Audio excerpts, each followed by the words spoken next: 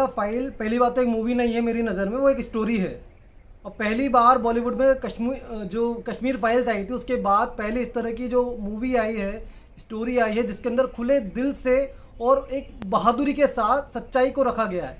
आज तक बॉलीवुड जो मूवी बनाते थे वो सब बिदकते थे इस तरह की सच्चाई को बयां करने से, उनको कहीं ना कहीं डर था। तो पहली बार किसी ने हिम्मत करके इस तरह की मूवी बनाई है जिसमें जिहाद, इस्लाम के एजेंडा को पूरे तरीके से बेनकाब किया गया है लोगों को जागरूक करने के लिए। तो ये मूवी हमें देखने जानी चाहिए, क्योंकि अगर इस तरह की मूवी नहीं देखने जाएंगे तो अगली बार ऐसी मूवी देखने को नहीं मिलेगी। जैसा कि अजमेर फाइल्स हो गया है, बंगाल फाइल्स हो गया है, दिल्ली फाइल्स हो गया, तो कोई बॉलीवुड का हिम्मत नहीं करेगा सच्चाई को बयां करने का। वो बार किसी डायरेक्टर ने खुले बहादुरी के साथ में इस्लामिक जिहाद और सीरिया आईएसआई एजेंट को जिस तरह से कन्वर्जन किया जा रहा है उसके ऊपर एक पिक्चर बनाई है, तो हमें देखने जाना चाहिए।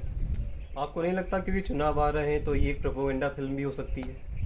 देखिए, प्रोपेगेंडा क्या होता है? प्रोपेगेंडा वो उनको नज़र आता है जब इस्लाम की बात आ जाती है तो उनको प्रोपेगेंडा नज़र आ जाता है ना। जब हमारे सदियों से मतलब पिक्चर बनाई जाती थी जिसमें ठाकुर बताए जाते थे, बणिए बताए जाते थे, ब्राह्मण को बदमाश बताया जाता था, पुजारी को बदमाश बताया जाता था, जब प्रोपेगेंडा नज़र नहीं आया। लेकिन आज पहली बार जब किसी ने इस्लाम की सच्चाई बताई और उसके अंदर भी आईएसआई को टारगेट किया है, इन्होंने किसी धर्म को टारगेट नहीं किया है, आईएसआई को टारगेट किया है, तो जब उस आईएसआई को टारगेट कर रहे हैं तो उनके पेट में मरोड़े क्यों आ रहे हैं? इसे क्यों प्रोपेगेंडा बताया जा रहा है?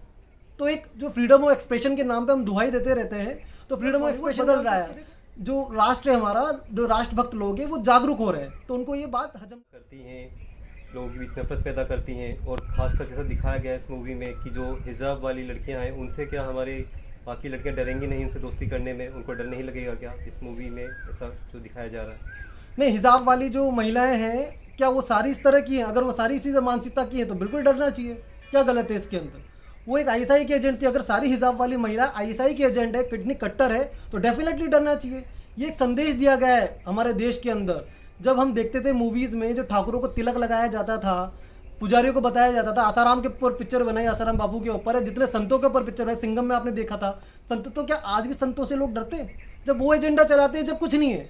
लेकिन जब एक हकीकत बयां करती है केरला स्टोरी, जो कहानी बयां करती है, अगर उसमें हिजाब वाली महिलाओं ने अपने ट्रैप में फंसाया अपनी सहेलियों को, अपनी जो फ्रेंड हुआ करती थी हॉस्टल में उनके साथ जाती थी, उनको फंसाया। इसमें 4 तरह की फ्रेंड बताई गई है। एक इस्लामिक है, जो कट्टर हिजाब वाली महिला है, वो क्या करती है अपनी सहेलियों को ट्रैप में फंसाती है ऐसा एजेंट के थ्रू।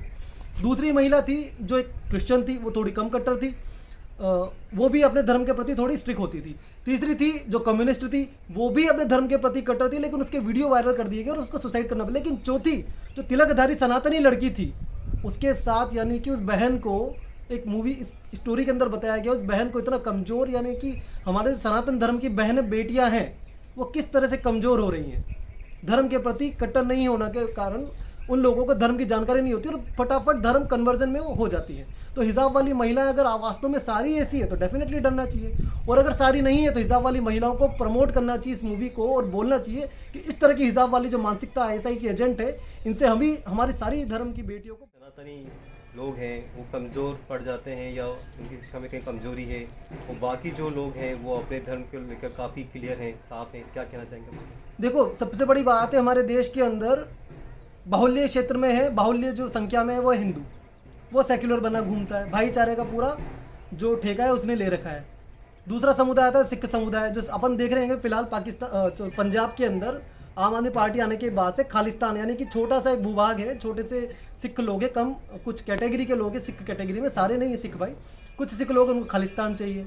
माइनॉरिटी के जो लोग हैं उनको गजवा हिंद फैलाना है, और हिंदू है वो सेक्युलर का ठेका बांध के घूमता है। पूरे विश्व में आप देखेंगे तो हिंदुस्तान के अलावा और कहाँ हिंदू पाए जाते हैं, और यहाँ पर भी हमको अब एक तरीके से क्वेश्चन मार्क किया जाता है, हर बात पे सेक्युलर का ठीकरा हमारे सिर पे फोड़ा जाता है। तो धर्मनिरपेक्ष हिंदू क्यों बने? हमेशा सारे धर्मनिरपेक्ष बन जाए। धर्मनिरपेक्ष अगर देश है तो फिर जो पिक्चर बनी है, ये जो कहानी बताई केरला, इसमें क्यों बवाल हो रहा है? देखो ना यार, पाकिस्तान के अंदर हमारे हिंदू धर्म को साफ गालियाँ दी जाती पिक्चरों के अंदर, हमारे पूरे भगवान की बेइज्जती की जाती है, पूरा आपत्तिजनक दृश्य दिखाए जाते हैं, कभी वो कोई ईश निंदा कानून चलता है। लेकिन हमारे देश के अंदर हिंदू बाहुल्य होने के कारण धर्मनिरपेक्ष का ठेका भी उसने ले रखा है, और उसी के साथ साथ हमारे देवी देवताओं का अपमान भी यहीं पर किया जाता है। क्यों? क्योंकि हिंदू सेक्युलर है, हिंदू ने ठेका ले रखा है धर्मनिरपेक्ष का। जब हिजाब वाली लड़की को देखते हैं तो इस पिक्चर में एक डायलॉग था कि हिजाब पहन के आओगे तो कोई छेड़ेगा नहीं आपको, आपकी इज्जत करेंगे, वो इज्जत नहीं करते हैं। एक डरता है बंदा कि कहीं इसको मैंने छेड़ा तो ऐसा ना मेरा सर तन से जुदा कर दिया जाएगा, दंगे हो जाएंगे। लेकिन हिंदू सेक्युलर है, हिंदू धर्मनिरपेक्ष, वो कानून से चलता है।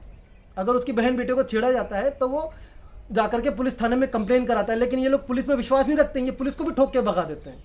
तो इसलिए जो बोला गया है कि हिजाब वाले आप जब पहन के निकलोगे तो आपको कोई छेड़ेगा नहीं। डरते हैं, डर है कि सर तन से जुदा हो जाएगा, दंगे हो जाएंगे।